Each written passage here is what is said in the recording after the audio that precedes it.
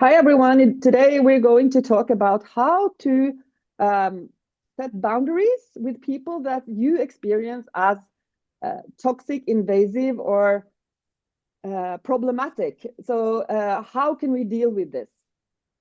And we're here today with Dawe and myself. Yeah, Dawe, shoot. Could you give me some advice on how to deal with people that are, when you are talking to them, they're using a language that is not, you don't perceive it as okay. They're blaming, they're yelling, they are um, using a language that they wouldn't use towards their leader or their colleague, for hopefully, or Yeah. they wouldn't keep their job. so, Yeah. what's the good way of dealing with this situation to calm the situation, and also how to deal with it long term? Because if you're in a relationship or in you know people tend to like get accustomed to a way of talking to you, and when you're not okay with that way they are talking to you, and they don't respond to your requests of, can we talk about the communication? I didn't want to talk about that. What can you do? Yeah, it's a good question. You said something about that you tried to set a boundary, but then their behavior only turned worse. Do you feel comfortable saying a bit more about that and maybe give an example about that? Well, I don't want to paint like this angelic picture of myself as this uh, perfect person, because like we talked about in the last episode, I have triggers, and I can, even though you don't express aggressive words, you can always like come out as aggressive even though you don't um curse at people. So I don't want to Yeah. paint a picture of myself as an angel, but I'm actually trying the best I can to just not use the same words, not be aggressive, not blame people, not I'm just trying to be very rational, just talking about the situation. And what I feel is challenging is to not get triggered. So if I get triggered, I can start like using language that is triggering the situation more. So now I'm trying to um, say less. And if I say something, Yeah. I try to be very uh, like, I don't know if rational is the right word. I'm just trying to not be emotional. Yeah. Yeah, I guess that's fine enough. No, what I generally try to keep in mind, but this is a bit going from the, nonviolent communication perspective, is that we're going to assume that all parties have certain needs, right? And if their needs are met, they generally become kinder, they generally become more generous, and they generally want to meet other people's needs in addition as well. Now, if people's needs aren't met, they often become more egocentric, more egoistic, and if they get too much in that brain state, they can become very triggered. So they start to operate from their emotional brain instead of from their more rational long term brain, their neocortex. So I don't know if you have any idea um, what needs might be unmet or met when you are talking to these people. Well, I think one need that they have is to decide what is going to happen. So they want sort of me to obey. That's one need. Um, I think that's a pretty strong need to control the situation and tell people what to Could you do. give a, yeah, Maybe that's but not a deep enough need. and Maybe the need that goes what do they below that. generally want? Did they generally want? Well, often there's, yeah, it's hard to say, of course, but often when people want to control the situation, they're coming from fear. They feel they don't have control on a level, so they often are in fear, and then they try to control the situation by being very dominating or anything. But do you know what yeah, you talked a bit about it before. It could be, of course, just old trauma that has been stored in the system that they never really looked at. But do you know if this person behaves similarly to other people, or do you have the feeling it's mostly an interaction with you?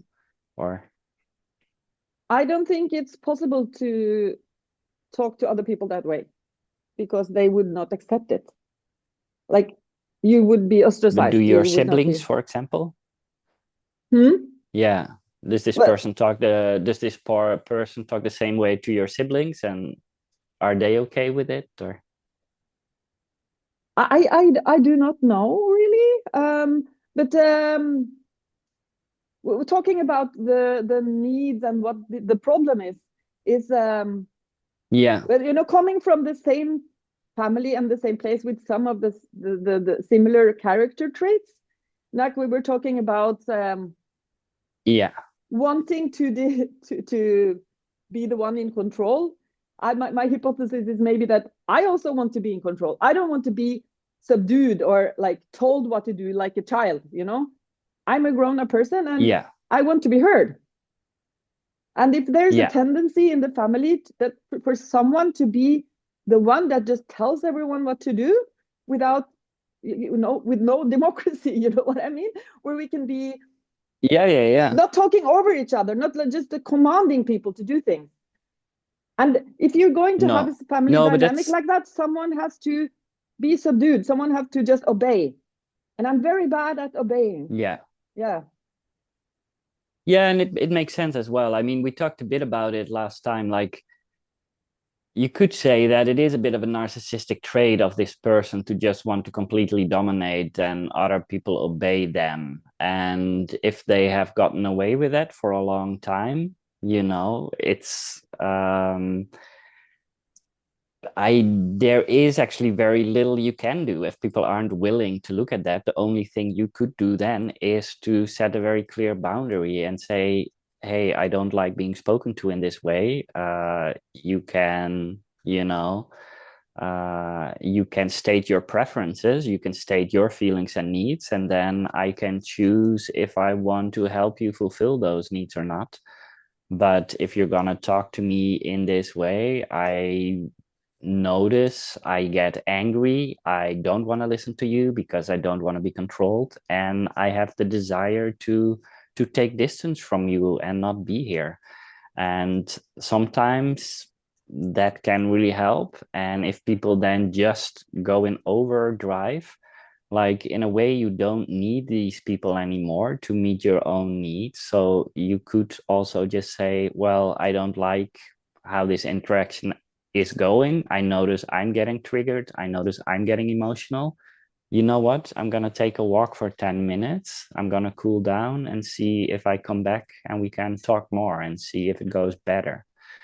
But in the end, what's really important is that you try to get the feelings and needs of all parties on the table.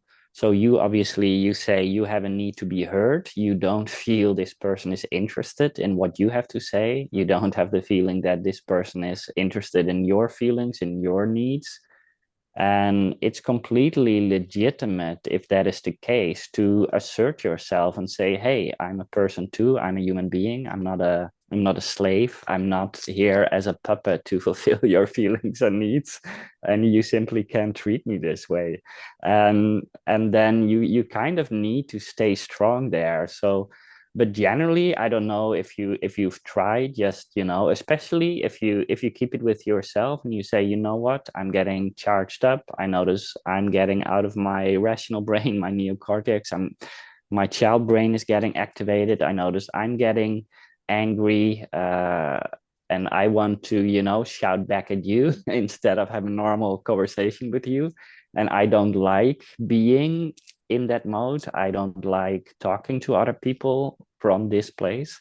So I'm going to take a walk for 10 minutes and let's see if I can calm down a bit and pick up the conversation from there. And then you keep the initiative at your place. And then you can see if something might shift or not. And if it doesn't, I think you really need to be prepared to make a plan for yourself. Like how do I allow other people to treat me? And whenever they start shouting or telling me what I should do without me asking what I want, then you simply tell that to them. You know what? When you do this, I notice I'm getting sad, I'm getting angry. I start to behave in a way that I don't want to towards you. So I'm gonna withdraw. Yeah, And you could see what happens then. I don't know if yeah. you've tried and Well, what, yes, yeah. I set the boundary. I said I'm not coming to this Yeah. event, and then they went on overdrive. You are so bad. You're so egotistical.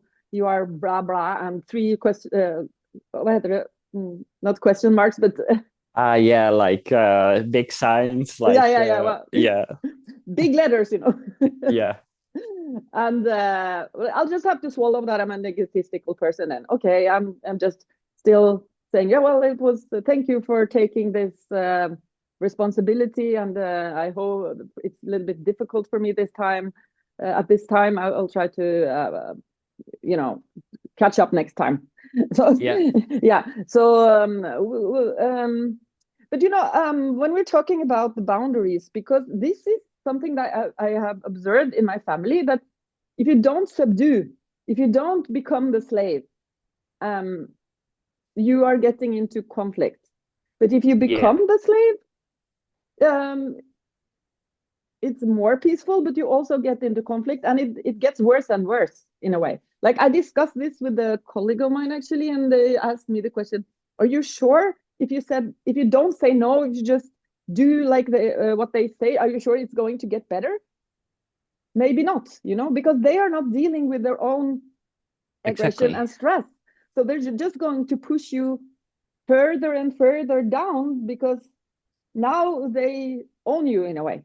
Now they Yeah, own the dynamic. They are the ones that decide what is allowed to say to you or not, what is going to happen or not. Like they are the dictator of the relationship.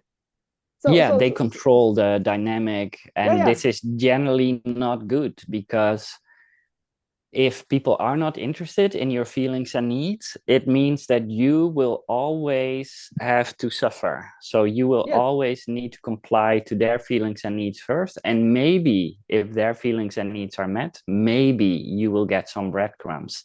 But that's not a healthy human interaction. Like a healthy interaction is your feelings and needs matter as much as other people's feelings and needs. And if you need to compromise, like obviously, often when you put them on the table very clearly, you can actually meet a lot of the needs and you can actually get a lot more harmony. But often people aren't that aware of their own feelings and their needs exactly. But once you actually spell it out and get clarity on it, you can create very harmonious relationships where people can help each other, meet each other's needs and I their would own be re- needs. I would be really But interested in like continuing the conversation on how I can actually talk to get a better relationship with these people, without like accepting the dynamic that they yeah, decide, because I'm not going to be controlled. I'm not able to accept it. But before we go into that conversation, I just want to ask you, because I have observed in my own family, and I have also friends that go that because that hate conflict, and therefore they accept more than what is healthy for them. yeah, So they end up in a relationship dynamic that is hurtful for their own mental health. yeah.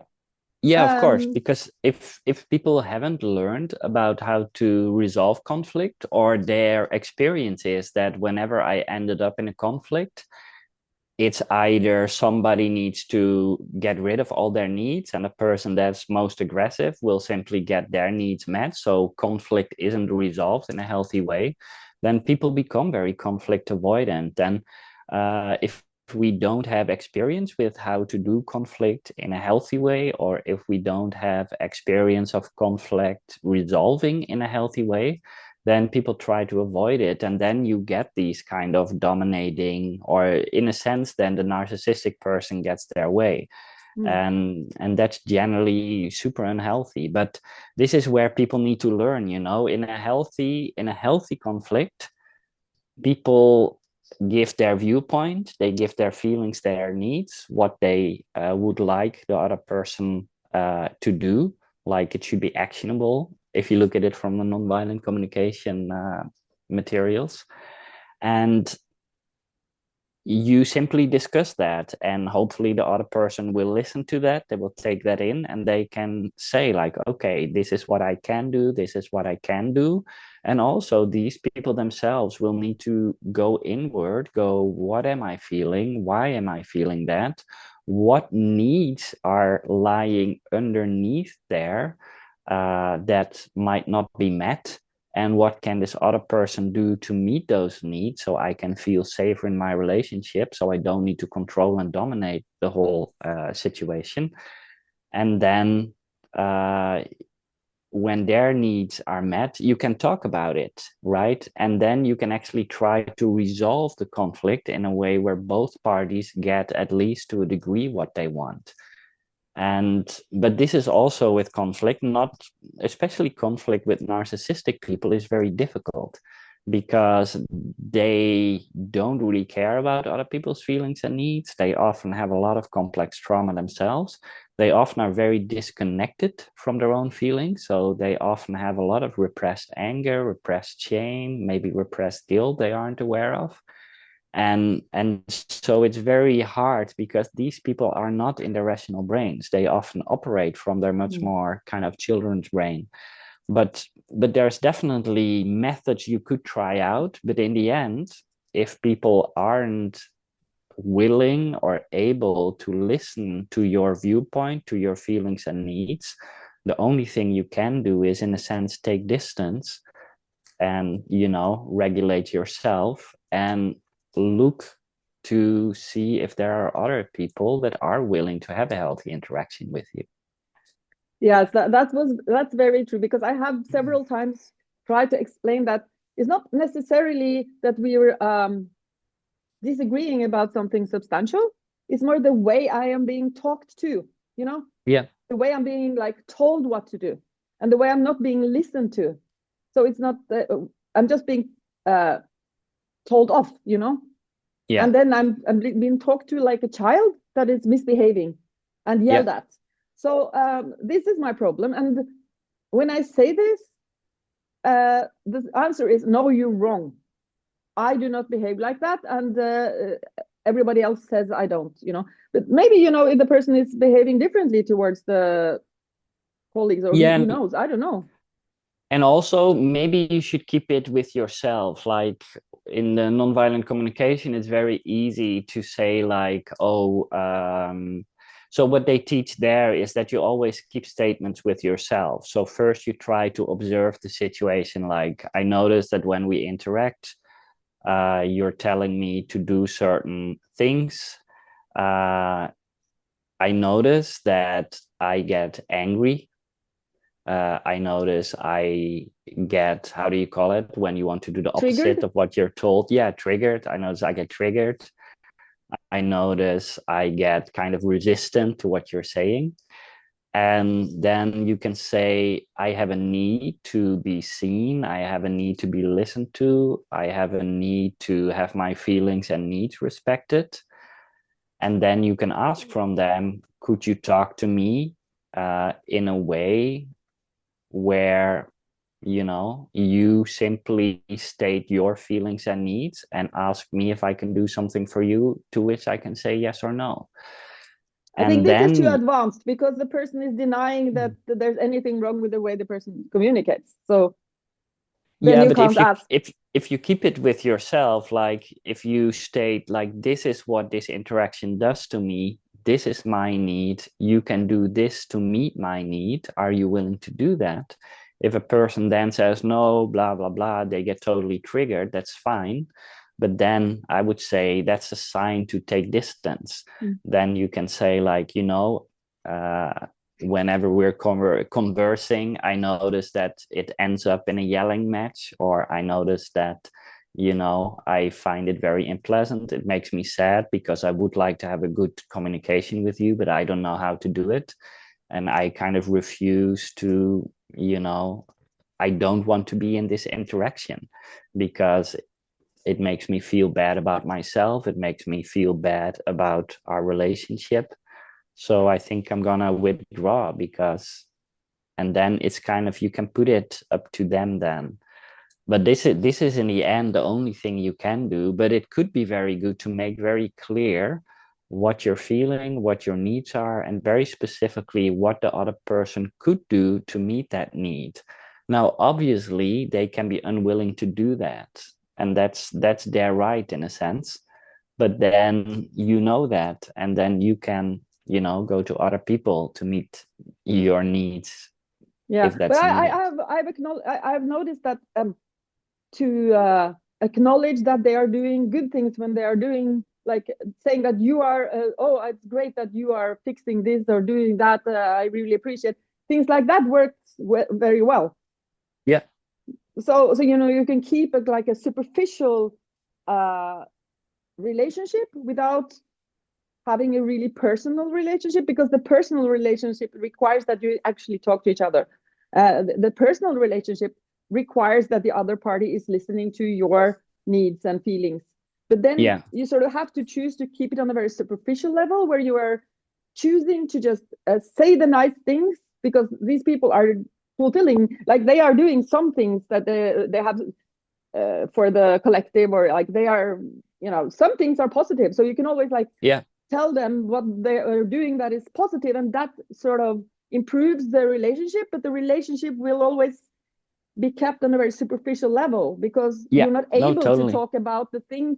You can't be vulnerable, you can't Yeah. be like sharing what's troublesome for you, because they're not able or willing to meet you in that.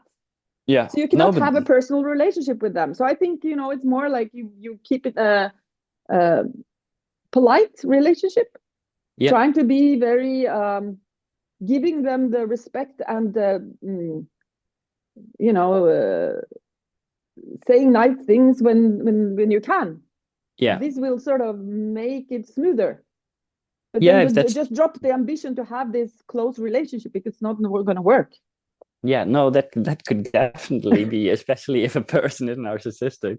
And it can be a bit difficult and painful to kind of, especially when it comes to, people that are closer to you or that you're dependent on, like family. But it's totally legitimate to kind of push people on a different level of friendship, like move them out of your sphere of influence, and you just talk about the weather, how are they doing, you keep it, yeah, as you say, very superficial. And Yeah, I think that's that something that sometimes that that makes me a might little be bit the, sad. It's a of little bit course, sad yeah. because you sort of want to have this uh closer relationship, but it's not possible, when they're not open to a deeper type of No, or interaction. if they just simply indicate that they're not interested or willing or dangerous, then it's, but you could still, how do you call it? You could still make clear what you would need to have that deeper relationship. Mm. And then at the same time have the boundaries. As long as they're not able to do that, I'm gonna keep you at this distance. And that might solve it. But yeah, it can be difficult. And also, but again, if people are kind of narcissistic, they are very triggered, they aren't willing to kind of regulate their own emotional system when they're in conversation with you, if they aren't willing to look at their own stuff, to maybe do some trauma processing, to see what kind of hidden emotions are there, you can't control the other person, so you can only influence your part of the equation. But I think this is very interesting, because people that are like, I'm coming from the same family, so I have narcissistic traits, Yeah. which is, why I cannot let myself be controlled by this other person, because I'm not like, I would say that I know people that are so nice people that they don't pay attention to their own needs, their own feelings, and they get taken over by the narcissist, and then they become miserable, you Yeah. know I like, this is a little bit interesting, because since I have narcissistic traits myself, and I have to like be mindful of that. So I'm trying to focus on listening to other people's needs, and actually just to focus on being good at listening to people, is Yeah. something that I need to work on, which is also what these people are need to work on, because we are sort of the same. We Yeah. come from the same bad family dynamic where everyone's talking over each other, nobody's listening, everyone's Yeah. yelling, and the strongest person gets to dominate the rest. So Yeah. this is the like the family culture that I come from, and it's embedded in myself. So this is my challenge too. With other people, I need to be good at. This is what I'm working on in a way. But I've Yeah. also observed that people that are conflict averse, very empathetic, that they are sort of the victim of people like this, and they don't. It's hard for them to get out of uh, Yeah, no, it is. relationships. They attract these narcissists and they can't get away from them, and Yeah. it's even so bad that they don't want to enter into new relationship because they know they attract these kind of relationship dynamics. Yeah, this is what you would call maybe codependency, or just, there's often these dynamics where if you get taught that in childhood, or if you had an abusive parent yourself, you kind of learn to, if I assert my feelings and needs, I just get punished. So I'll want to be safe first.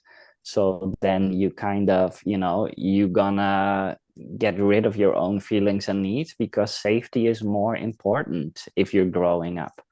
And it's very sad that this happens, but this is why people that have been in abusive childhoods often, or more often than healthy people, end up in abusive adult relationships, because your brain kind of registers like this is an unhealthy dynamic, but I was safe and this is what's familiar to my system. So it's called the unconscious comfort zone. Ah, And it's very sad, but this can happen. And in a sense, but why are people getting miserable? Because if your needs aren't being met, you're not going to produce kind of the brain chemicals that are needed to feel good about yourself. So you're going to feel bad. And this is where, in a sense, you create a level of social interaction where it's kind of the law of the jungle, where it's like the person that is most aggressive, most dominating, gets to set the rules, gets to have their needs met, but at the cost of other people. While we, being humans now, we can actually talk with each other. We have enough resources to have everybody's needs met.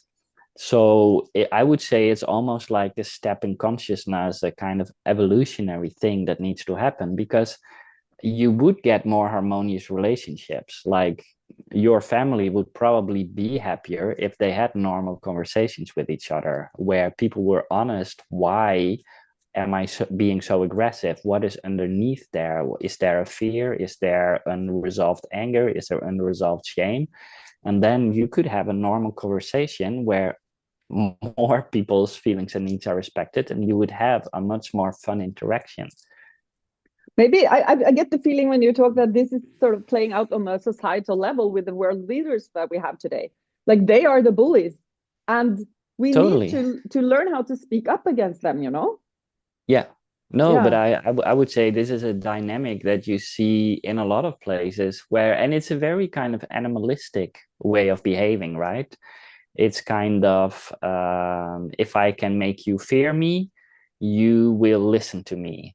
And obviously, as long as people are willing to go along with that, but in a sense, it's kind of unneeded. Like, how do you call it? Like in we kind of evolved, if we come from kind of the group dynamics that we evolved in, kind of, if you look at our ancestors like the bonobos and the chimps, like you have like the most dominant person in the group, they get the first access to food and they get the most mating opportunities.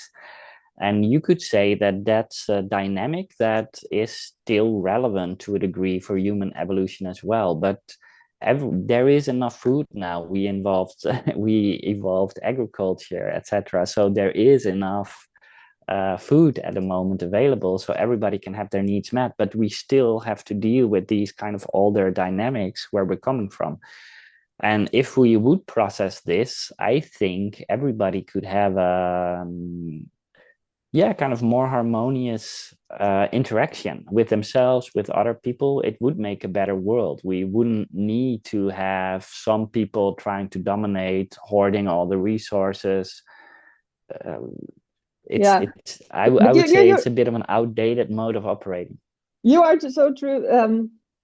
But you're asking a lot from people, because what I've observed in people that are more empathetic and that attracts these narcissists is that they can be self-aware. They can know that they are attracting these sort of people, but then they notice in themselves, you know, they're not attracted to people that are more similar to them, more empathetic, more other people oriented. Yeah, They like this narcissist. And another thing that is I have observed is that these empaths, they have a hard time identifying what they like themselves and what they themselves want. They can't even yeah, like express it. no, And it's such a deep work to it's a part of their personality. And even though they're self-aware, they can like they can choose not to enter into relationships like that. But yeah, how are they going to choose to be attracted to things or people that they're not attracted to, as opposed to yeah. being attracted to people that they really find interesting, fun, you know.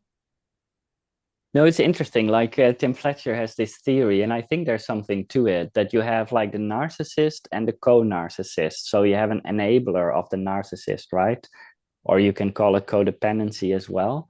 But his theory is that both the narcissist and the co-narcissist have very high levels of repressed shame. So you could say that in a way, they're both very equal. Like both people are very much living from the limbic system, but they just have different strategies of meeting, of Oh. dealing with those repressed emotions. So if you have the kind of the narcissist, they really go into the aggression. They try to feel better about themselves by dominating others, while a healthy person doesn't need to dominate others to feel better about themselves, because they know their worth comes from within. They know how to meet their own needs. They have control. They can regulate their feelings, so they generally feel healthy and they can make, healthy choices. While narcissists are often dependent on kind of dominating others because they need to get their supply from people looking up to them, or they need to dominate them. And you could say that a co-narcissist has a lot of shame in a sense, in the same way. And they're kind of willing, they often feel so bad about themselves and they believe that a narcissist is somebody that, in a sense, is this sun that radiates this light, and they're willing to be in the area of that narcissist, though. So they're kind of willing to take the abuse because they believe that somehow that's beneficial to them, right? Mm. And that's where you get these toxic dynamics from, because these dynamics only work if both people participate, right? If if you are very aggressive and another person says, "Hey, I'm sorry, but this doesn't work for me," bye, there isn't any supply for the narcissist either there, and they kind of have to adapt. But yeah, I don't But know if it's true, but I find it an interesting theory. I think it sounds very plausible. But then again, if the co-narcissist is sort of self-aware and you see that this dynamic plays out, can and steps out of relationships that are like that, but Yeah, they are still attracted to these people that are not good for them, yeah. what can the person do? Well, what you can do is, often what's important is that you need to look at the dynamics growing up. So I would say like a narcissist and a co-narcissist almost always have unsafe attachment styles. So it means that they didn't grow up in a safe, stable household. So they are probably never learned to regulate themselves properly. And they can either be anxious, avoidant, or anxious, avoidant, attached. So that would be a first good start to kind of check what is my attachment style and where am I on that spectrum. Then the second thing is if you grew up in an environment without healthy caregivers, so if you grew up in with a narcissistic parents, you basically never were really safe because your parents never really were taking care of your feelings and needs because you had to kind of adapt to their feelings and needs to feel safe in the household to begin with. So uh, I would say you can be sure that there will be complex trauma there because if you haven't felt safe over a longer period of time, either physically or emotionally, you have complex trauma there. So you could test for that. Like Tim Fletcher has a really interesting website where he has like 60 or 87 characteristics of complex trauma. So what And you're you saying, can you have to go simply, into like deep personal work. You well, have you to have go to to. yeah, you have to kind of figure out why you're attracted to these people and not like from a bad place, but simply understanding that you probably evolved mechanisms for survival growing up that you keep on repeating. But I think these And people have figured that out, but they still no, okay, emotionally no, but they're that's attracted to these good. people. So Yeah, what are we going to but do if they once you still know feel that, like that? You know? no, so if you know that I have an unsafe attachment style, then you can work with that. There's very concrete steps you can do if you find out that you're avoidant or anxiously attached. If you have complex trauma, there's a lot of steps you can do to do that. And so the three of the main things that I've understood people can do is first of all, you need to connect to healthy and safe people. So you need to connect to people that do respect your feelings and needs, that don't dominate you. So that's a very first important step that you connect to healthy people. Then the second one is to learn to regulate yourself because often these people never learn to regulate. So they're mostly in their emotional brain. So What does they're it mean to mostly, regulate yourself? That's very theoretical. well, Theoretical. they generally are in their limbic system. So they operate only on the short term, what feels good, what doesn't feel good. They don't use their long-term thinking process. So So they're they have to often, practice doing things that they think are uncomfortable. well, that could be one step, but also first thing to regulate is, for example, you can regulate two ways. And one way is, for example, by breath work, by grounding. So you need to learn to feel safe within yourself When you're in because an if uncomfortable situation, then you have Yeah, to. but in general, often these people, because they were trained in unsafety, Mhm. they always are in a state of anxiety. They're always in a state of anxiety, depression, because their brain never learned to rest and they haven't learned to regulate themselves properly. So you need to regulate, and you can do that through yoga, through breath work, through other things. There's a lot of somatic experiences. Or maybe just go walk, take a walk, a hike, because not everyone Exactly. likes yoga, for example. Yeah. That should work as well. And also, what you said earlier should work also, like expose yourself to uncomfortable situations, but do it on a gradient. And then the last thing he says is work on your shame, because usually both narcissists and co-narcissists carry a lot of repressed shame with them. And that's something to look into and to deal with. So if you have often people don't believe they're healthy and worthy people from themselves. They don't believe they have value from themselves. So this is Yeah. why they connect to these kind of outside people. And this is Yeah. also Low why they self-esteem. tolerate. Mm. Exactly. And this is why they tolerate this abusive behavior because they think, oh, I'm worth nothing anyway. Nobody would want to be with me anyway. If I leave from this toxic person, I'll just be alone. I'll be completely miserable. So a lot of these things come, and if you can do those three steps, you can already start working on this stuff. I think that's really useful advice. And I can actually recognize some of these dynamics because I was bullied in junior high and my self-esteem got really low. I suffered from that many years, and I actually had all this feeling of not being good enough, and then tolerating more from other people and expecting less from other people than I actually should.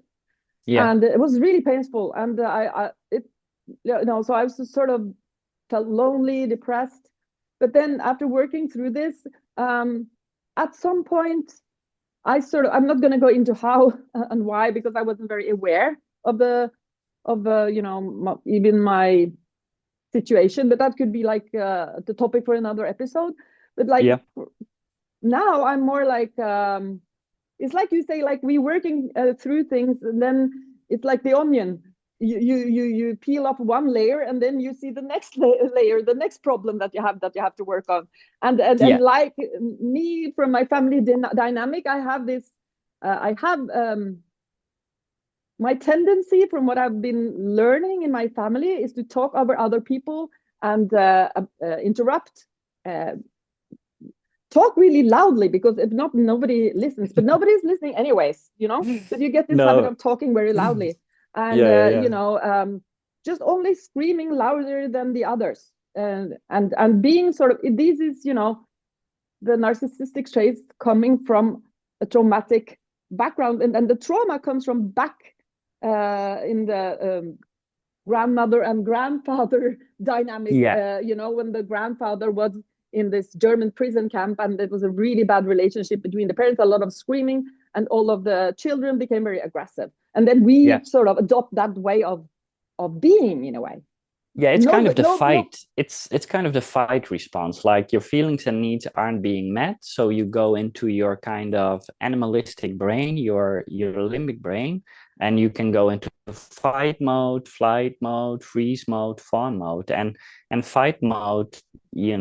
That's aggression, and often it works. So it's not necessarily, it's a strategy that if it works and it pays off, why wouldn't you repeat it? Yeah, Apart from the fact that it can ruin relationships and exactly. And that was what I realized, that it makes me feel good to express my aggressive feelings and my stress. I get the relief, but then it damages relationships. So I have observed that what I need to work on is to uh, just deeply listen to other people, without giving advice, without telling them what to do. Is I have the same problem as the people in my family. So I actually have to work on that, because it's automatic. If yeah. I don't, this is. But so my question is, what advice can you give a narcissist like myself? It's not like I wouldn't call myself a narcissist, because I'm not really interested in manipulating other people. I have observed that what makes me happy is deep connection with other people. So that's sort of what I'm looking Yeah. for in life. So that's my goal. And if that's what I want, I need to Yeah. look at my patterns and my tendency of being a dominating person and not Yeah. able to listen to other people. Yeah. No, it Do would you to a have some degree be the advice? same. Like, yeah, but I don't think it would be that different. Like, first of all, make sure that you connect to safe people as well, because if you're surrounded by safe people that see you, that respect your feelings and your needs, you'll have your needs met. So there isn't a reason for you to go into that fight mode, because that's a response to not having your needs met, right? So if you can have your needs met in a healthy way with healthy people, there isn't a reason for your system to go into that fight mode. But then Now, if I'm very you know uh, in my family, we are very easily triggered by stress. Like very little can trigger the stress. So it's also, yeah, no, but that's how to deal with situations that stresses you, but it wouldn't stress other people. Even though no, I no, think but that's that this, could be different things. but I think There that could be society like, this today. is when you get triggered. Yeah, what you're describing is what I would say is you get triggered, right? So you get triggered. So you go from your rational brain to your emotional brain. So you go from thinking long term to, I feel bad now. What can I do to get rid of this bad feeling? And that is what you would call a trigger. And you can deal with that in different ways. You can kind of see, basically, awareness is very important. Like, okay, why am I getting triggered? and what gets triggered. And the moment you get triggered, you need to re-regulate yourself. So the moment you're in your limbic brain, it means I'm out of my neocortex. First of all, re-regulate yourself. What can I do to gain balance again? Can I do some breath work? Can I go for a walk? Can I ground myself in a way so I feel emotionally regulated again? And then I would also have a look at what is the underlying cause of this? Like, what does it mean if I don't understand something immediately? Could there be that it has to do with low self-worth, that there is some feeling that you believe you aren't that worthy? And it could be that there's all trauma there or belief systems that trigger the shame, or maybe there's a lot of repressed anger. Like I found in my situation, I had a mother that could be very aggressive as well. Like, and when I was going into it, a lot of the aggression you witness as a child gets stored in your system. And then it makes a lot of sense to, use that again as an adult because it's in your system anyway. But so often you carry a lot of repressed anger as a kid if you grew up in a situation, because if you were angry, the narcissist probably just became angrier, so you had to Yes. repress a lot of your own aggression. So it would be very healthy to have a look at, where do I have repressed anger? Do I have repressed anger? Probably yes. And then how do I deal with that in a healthy way? Because there is a place for anger. Anger is very healthy to indicate that somebody is stepping over your boundaries. So it's totally useful to use anger to protect your own space. So it's not that you should repress anger, but we can use anger in a healthy way. And if we have anger stored because it got imprinted on us, we should learn to process that and let go of that so we can feel better about ourselves in our day-to-day lives. And the less we have of these kind of repressed emotions like anger, like shame, because we have processed that now in a healthy way, then you'll get less easily triggered because you I don't have this backlog anymore. that is super interesting, and we have to wrap up in 5 minutes. So Yeah, but I would say that channeling, like, anger is a resource because it motivates you to do yeah, something. So for me, I've sort of channeled it into working to improve democracy and sustainability in society, and it gets me really angry. yeah. I'm so angry. I've written two That's books good. about it because I'm so angry. So Yeah, yeah, yeah. No, but that's definitely one way to process it. And no, but it is like anger can be very useful, especially if you feel that there's an injustice. You can use that anger, exactly what you say. You can use that energy to indicate your boundary, but you use it in a healthy way. You use it to produce something, right? To try to create a better world. That's a lot better than, shouting at your children or destroying relationships or in some cases, if you look at countries like killing other people, stealing their resources, uh, destroying their property. It's like, yeah. yeah, so we plan to go into these topics also in future episodes. How is, the very, very micro of your own personality linked to the macro societal development that we see? We can have a top down take on it. The leaders are going to help us out of this situation, which is not, it doesn't look like they will, right? You have these tech oligarchs and No. this horrible situation. And then the other perspective is, if everyone becomes more mindful, deal with their trauma, and get more uh, sensitive to their environment and maybe more caring, things will change. We won't buy the same foods. We won't vote for the same people. So these are all also very interesting conversations. But then I think the two of us think that it always also starts with us.